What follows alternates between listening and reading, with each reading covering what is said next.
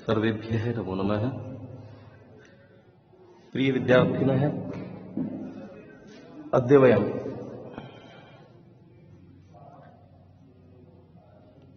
व्याकरण शिक्षणान्तर्गतं लघु सिद्धान्तकौमुद्यां पूर्वकृदन्त प्रकरणं पठामः। अस्मिन् कालांशे भवतां सर्वेषां हार्दं स्वागतम्। अद्यतन सूत्रमस्ति ल्वादिभ्यः। लू आदिभ्यः। लू आदौ येषां ते ल्वादयः तेभ्यः ल्वादिभ्यः इति यत्र बहुव्रीहि समासयुक्तं पदमस्ति, तद्गुणसंविज्ञान बहुव्रीहि अस्ति। यत्र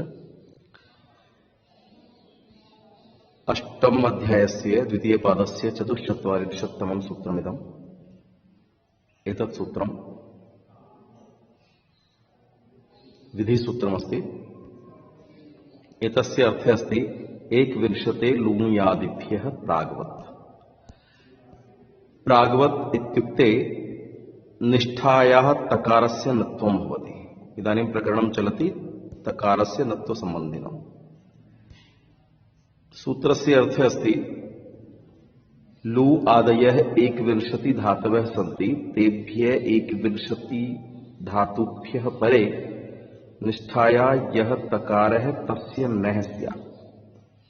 ल्वादि गणस्य धातुभ्यः निष्ठा संबंधी तकारस्य नत्वं भवति। अग्रिमं सूत्रमस्ति, उदाहरणमस्ति अस्य लूनः। ज्या धातुः गहिज्या वै इति संप्रसारणम्। तो लूनः इति रूपम् एतस्य साधयामः वयम्। अत्र लूनः इत्यत्र लूञ् छेदने धातोः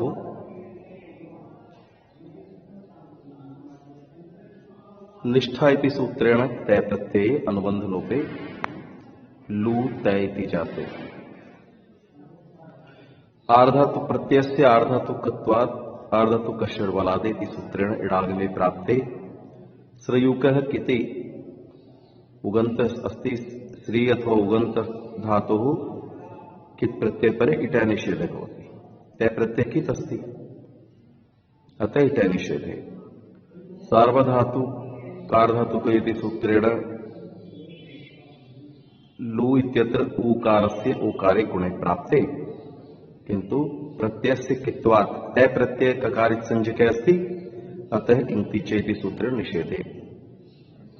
ल्वादिभ्यः इति सूत्रेण तस्य नत्वे लून प्रातिपदिकत्वात् स्वादिकार्ये। कृतदि समासाश्चेति सूत्रेण प्रातिपदिक संज्ञायां प्रथमया एकवचने सु आगच्छति, सस्य ऋत्वे विसर्गे लूनः इति रूपं सिद्धम्। एवमेव अग्रिमं सूत्रमस्ति हलः।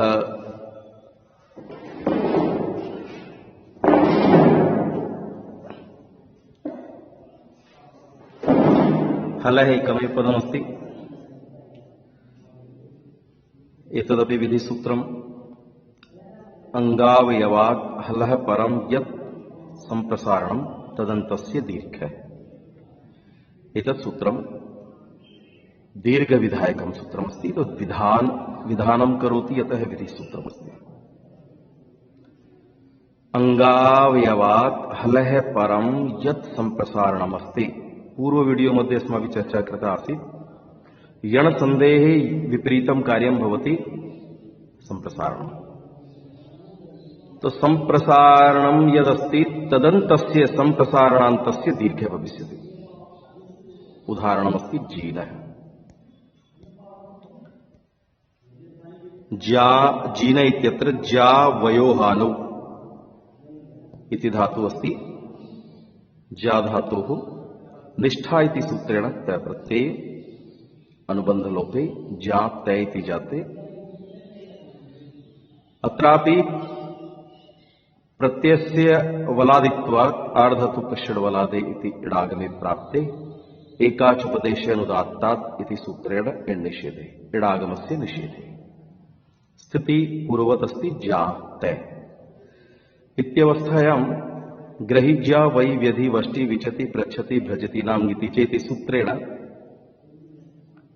यकारस्य इकारे संप्रसारणे जय ई आ ते इति जाते संप्रसारणाच्च इत्यत्र इकार आकार्यो स्थाने इकारे पूर्व रूपे जी त इति जाते सार्वधातु कार्धातुकयो इति इकारस्य धातुस्थ इकारस्य एकारे गुणे प्राप्ते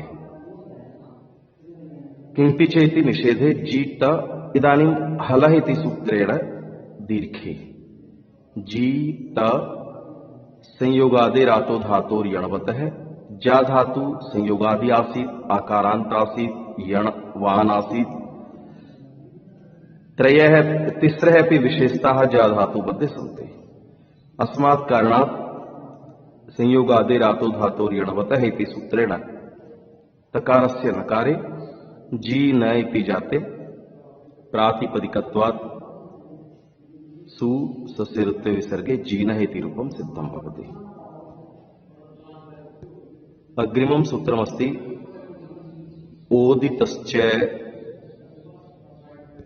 ओदितश्च ओदितः पुनः च अत्र ओत इत यस्मिन् सह ओदित तस्मात् ओदितः च सत्वश्चतु संधि अस्ति अत्र ओदित शब्दे बहुव्रीहि समासः अपि अस्ति।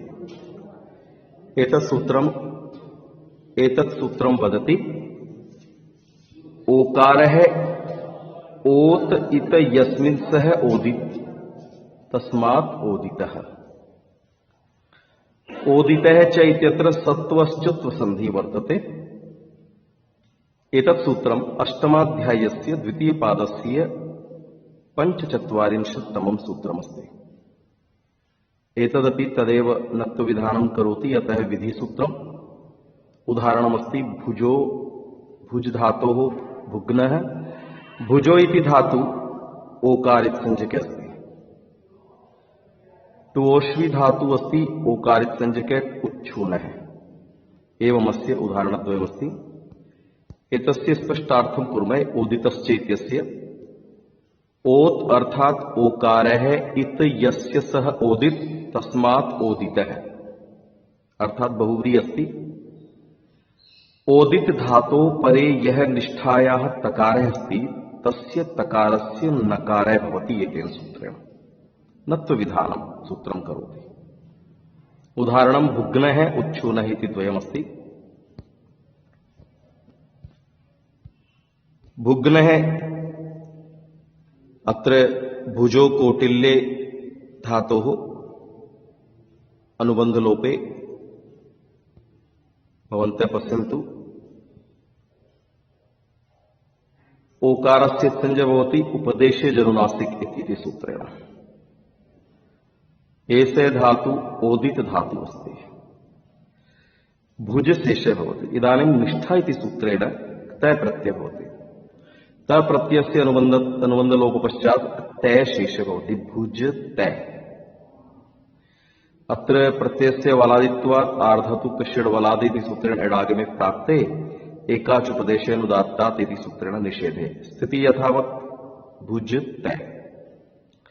इदानीं ओदितश्च इति सूत्रेण तकारस्य नकारे भुज नत्वस्य असिधत्वात् चोः कु इति सूत्रेण चकारस्य गकारे कुत्वे भुग्न इति जाते कृत समासाश्चेति प्रातिपदिक संज्ञायां सौजस इत्यादिना सु सस्यऋत्वे विसर्गे कृते भुग्नः इति रूपं सिद्धं भवति।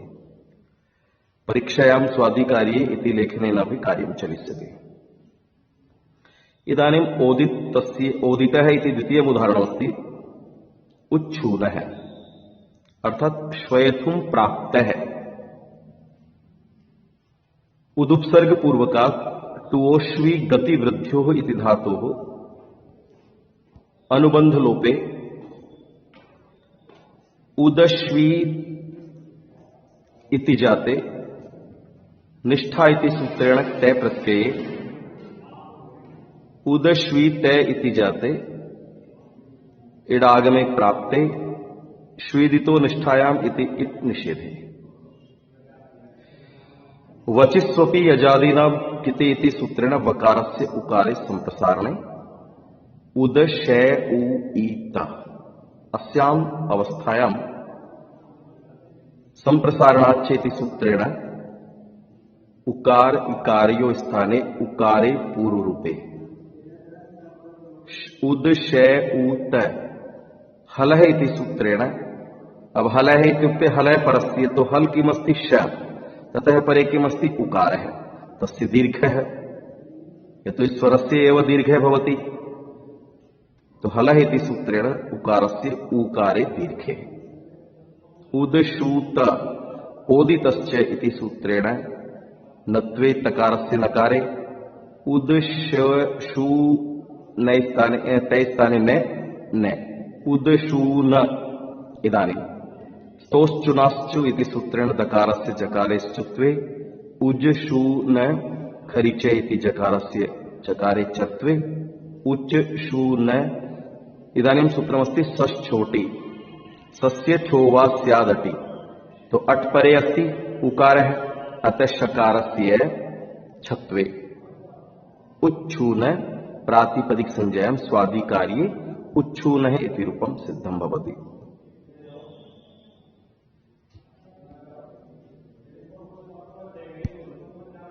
इदानीं सूत्रमस्ति अग्रे शुशः कः। शुशः एकं पदं, कः इति द्वितीयं पदमस्ति। शुश धातोः कः प्रत्यय कः आदेशः भवति तैस्थाने निष्ठायाः यः तकारः अस्ति तस्य तकारस्य कत्वं भवति, स्वादिकार्ये शुष्कः इति रूपम्। एतत् सूत्रमपि न तकारस्य ककारं करोति विधानं करोति, अतः विधिसूत्रमस्ति। अष्टमाध्यायस्य द्वितीयपादस्य 150तमं सूत्रमिदं। निष्ठा तस्य कः, निष्ठा संबन्धिने तकारस्य ककारः भवति सूत्रेण। उदाहरणमस्ति शुष्कः, अत्र नीचे लिखितमस्ति शुष इति पंचम्यन्तं पदं।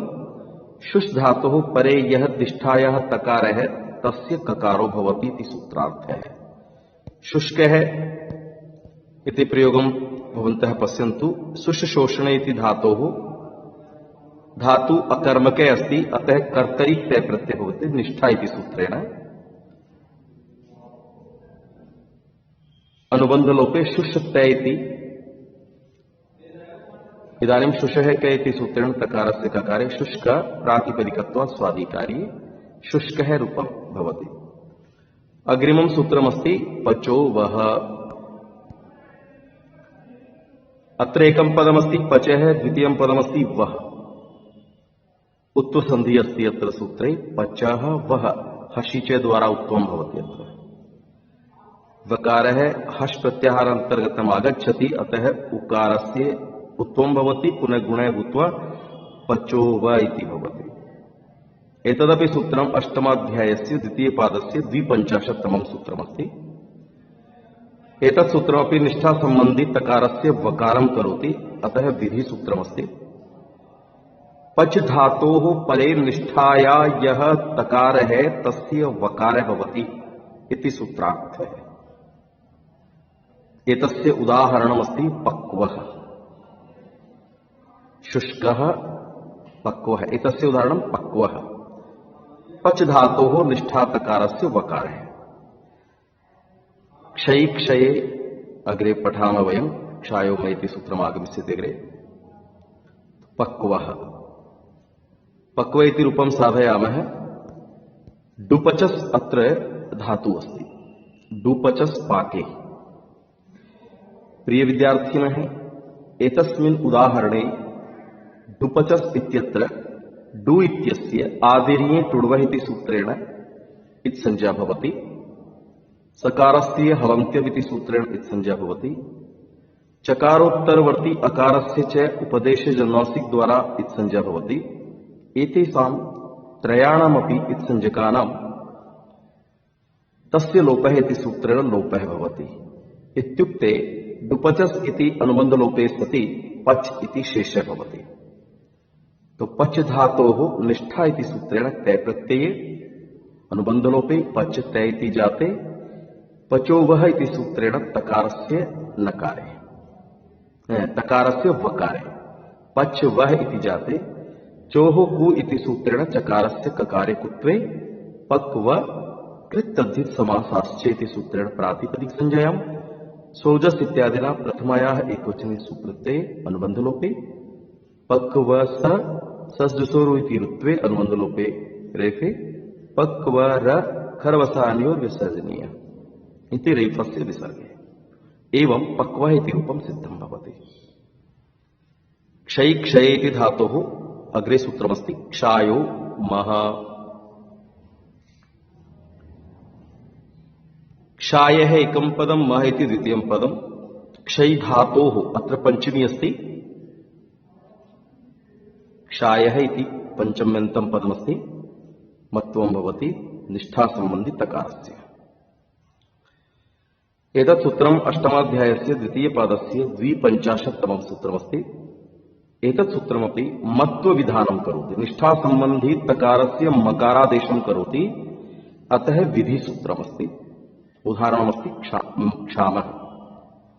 एतस्य अर्थस्य एकवारं पुनः चर्चां कुर्मः कि हर्षक्षयार्थकात् क्षय धातोः अत्र आदौ च उपदेशे स्थिति द्वारा आत्वं भवति। स्थिति भवतिक्षा ऐकारस्य स्थाने आकारे भवति स्थिति भवतिक्षा। इदानीं क्षात् इदानीम् एतेन क्षायोम इति सूत्रेण निष्ठायाः प्रकारस्य स्थाने मकारादेशः भवति। उदाहरणमस्ति क्षामः। क्षय क्षये इति अकर्मक धातोः आदौ च उपदेशे स्थिते इति सूत्रेण ऐकारस्य आत्वे गत्यर्था कर्मक श्लिष्ट सींग स्थास वस जन रुह जीर्यतिभ्यश्च इति सूत्रेण कर्तरी अर्थे तय प्रत्यये। अनुबंधलोपे क्षात्तय इडागमे प्राप्ते एकाचुपदेशनुदात्तात् इति निषेधे स्थिति पूर्वक क्षात्तय क्षायोम इति सूत्रेण तकारस्य मकारे क्षाम प्रातिपदिकत्व स्वाधिकारी क्षामः इति रूपं सिद्धं भवति। अग्रिमं सूत्रमस्ति निष्ठायां सेटि। एतत् सूत्रं द्विपद घटितमस्ति। निष्ठायाम् एकं पदं सेटि इति द्वितीयं पदम्। षष्ठ अध्यायस्य चतुर्थ पादस्य 250तमं सूत्रं निलोप विधानं नि प्रत्ययस्य लोपं करोति लोप विधानं करोति अतः विद्यार्थिनः एतत् सूत्रं विधि सूत्रमस्ति। उदाहरणमस्ति भावितः भावितवान् द्रीह हिंसायाम्। एतस्य अर्थविषये पुनः एकवारं पश्यामः। निष्ठायाम् अत्र णेर्निट् इति सूत्रात् णेः इत्यस्य आतो लोप इति च इति सूत्राच्च आलोपस्य आल्लोपः इत्यस्य च अनुवृत्ति आगच्छति।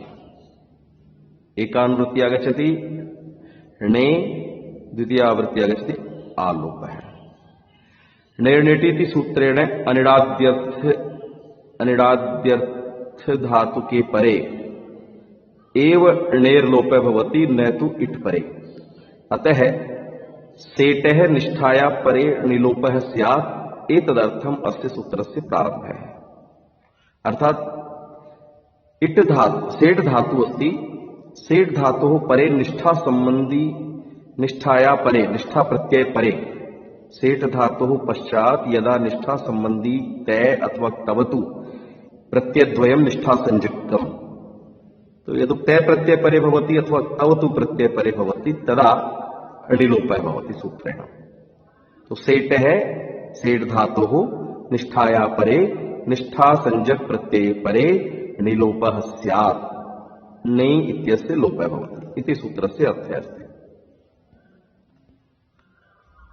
भावितः भावितवान् इति उदाहरणद्वयं वयं साधयामः। भावितः भूसत्तायां धातोः हेतुमति च इति सूत्रेण णिच् प्रत्यये अनुबंध लोपे भूइ इति जाते। अत्र णिच् प्रत्यय णित् अस्ति, अतः अचोर्णिति। ङेति णिति चेत् परे अचाम वृद्धि स्यात्। अचोर्णिति इति सूत्रेण उकारस्य वृद्धि भविष्यति औकारे। भौ इ इति जाते। एचो यवायावः इति सूत्रेण औकारस्य आवादेश। भावी इति जाते। भावी इत्यस्य सनाद्यन्ता धातवः इति सूत्रेण धातु संज्ञायां भावी इति सकर्मकात् धातुः निष्ठा इति सूत्रेण तय प्रत्यये अनुबंधलोपे भावी तय इति जाते। आर्ध धातु कषिण बलादे इति सूत्रेण इडागमे अनुबंधलोपे भावी ईता इति जाते। निष्ठायां सेट इति सूत्रेण निलोपे। तय प्रत्यय परे अस्ति, सेट धातु इडागम सहित धातु अस्ति, अतः निचः लोप भविष्यति। नेर लोपे निलोपे अर्थात भाव ईता अस्याम अवस्थायां स्वादिकार्यकरणेन भावित इति रूपं सेत्स्यति। एवमेव बालकाः भावितवान् एतत् पदमपि सिद्धं भविष्यति। अत्र भावितवान् इत्यत्र तौ तु प्रत्यय अस्ति भूधातोः हेतुमति च इति णिच् प्रत्यय भू ई अचोर्णिति इति वृद्धि भौ ई एचो यावायाव इति आवादेश। भावी सनाद्यन्त धातुः पूर्वत इति धातु संज्ञायां निष्ठा इति सूत्रेण तवतु प्रत्यय भावी तवत्। आर्ध धातु कषिण बलादेति इडागमे भावी ई तवत्। अस्याम अवस्थायां निष्ठायां सेट इति सूत्रेण निलोपे स्थिति अस्ति भावी तवत्। भावी तवत् इत्यस्य प्रातिपदिक संज्ञायां सुआगच्छति अनुबंधलोपे भावी तवत् से। अत्र तवतु प्रत्यय अत्वन्त आसीत्, अतः अत्वसन्तस्य चा धातु इति सूत्रेण उपधादीर्घे।